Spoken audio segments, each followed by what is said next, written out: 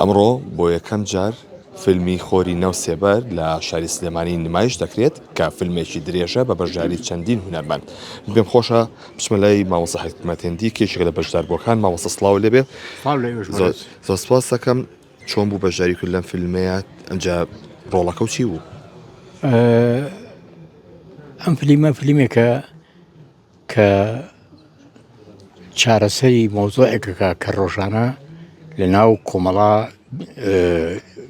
خەڵک توو شێوێ ئەوش کەوا بریتە لە شێرپەنجە. ئەمە کارێکی زۆر گرنگە و مۆزۆعێکی زۆر گرنگە.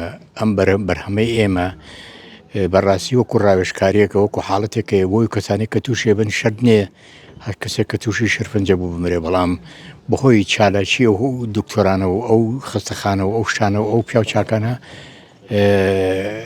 ئەمەری چاکبوونەوە زۆرتر لە ئەمەری مردن. ئەم ڕۆڵە منۆکو خۆبەخش دەگەڵ بەڕێز نووسەر و مخرج و دەرهێنان و خاوەنی فیلمەکە کاک ڕێبوار محەممەد هاوکاریم پیا کردووە و مۆزۆعێکە باسی باوشێکەکە حەزەکەم خۆتان بیبینن. ئەم باوکە بزانن چ مۆزۆعێکی بێ کە کاتێ کچەکەی تووشی ئەو نەخۆشیە بێ و دوای زاوەکەشی تووشی و نەخۆشیە بێ کارڕێکی ئەو پیاوە چییە بۆ مۆزۆعە کە ئەمە ڕۆژانە ڕوئانە کومەڕێمە هەیە خێزانەکەی تووشی و نەخۆشی بە بەجێڵێ یا سەری خۆی لەگەڕا بەجێڵێ لەو بابەتانە ئەدوێ ومێدارم خۆتان ببین نوێنیکەن. بەڵام گرنگەوەی ئیشەکە کە بەڕاستی زەروریە هەموو کەس بێت بیبینێ و هەمان کات ڕاوێزە بۆ هەموو کەژیش. سپاس بۆ بەڕێستان. نەمە بچمە لای کاک ڕێبوار محەممەد دەرهێنەر ئەگەر فەرموویتە ئێرە. کاک ڕێبوار، ئەم فیلمە لە چەند خولەک پێک هاتووە، بیرۆکەکەی لە چیوە سەرچاوی گرت؟ لە بەردەوامبوونی کار و چالەکەەکانی گروپی هونەری خێزان وەکو پیشەی هەمیشەی کارکردنمە لە فیلم و درامایە ئەرکی ماندووبوونی هەموو کەسانە بەرز ئەنرخێنی کە خزمەتی خاک و گەل و نیشتیمان و ناو خەڵکەکە. بۆ نمونە ئیشمان کردو لەسەر هێزەکانی پۆلیس و ئاسایش و کارمەندانی مرور و پۆلیسی هاتو چۆبڵین لەگەڵ کرێکارانی ژنگە پارێز و هەر ڕۆژێ لە ڕۆژە جیهانی تایبەتەکانەمە ئیشێکمان ئامادە بووە. ئەم جاران بیرمانەوە کردوێتەوە بۆ ڕۆژی جیهانی شێرپەنجە فیلمی بکەین بە ناوی خۆری ناو سێبەر لە نووسین و سینارۆ دەرهێنانی خۆمە وێنەگرتن و مۆنتاژی کاک باوەڕەفیقا.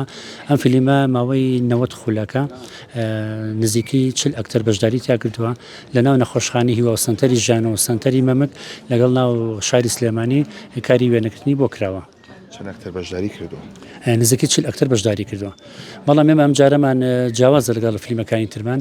ئەم جارە هونەرمەندمان لەگەڵە 4-5 هونەرمەندی بە ئەزمموی شاری سلێمانی، مامۆستا حکمەتێندی، بەیان زەریفی، دایکی ئاریان ئەڵماسخان و خۆشم دەوری سەرەکەم پیابینیوە. سپاس بۆ بەڕێستان، زۆر سپاس دەکەم.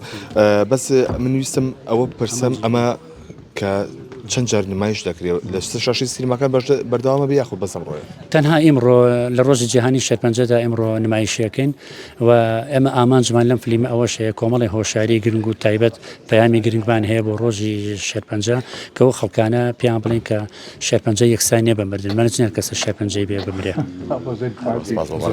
بەڵێ ئەوەی کە جۆبیستی بوون ئەمڕۆ فیلمی خۆری ناو سێبەر نمایش دەکرێت لە سینەما سالم کە تەنها ئەم ڕۆژ نمایش دەکرێت و ئەمە باز لە چیرۆکی ئەو کەسانە دەکات کە تووشی نەخۆشی شێرپەنجە بوون. فیلمێکی درێژی 90 خولەکیە.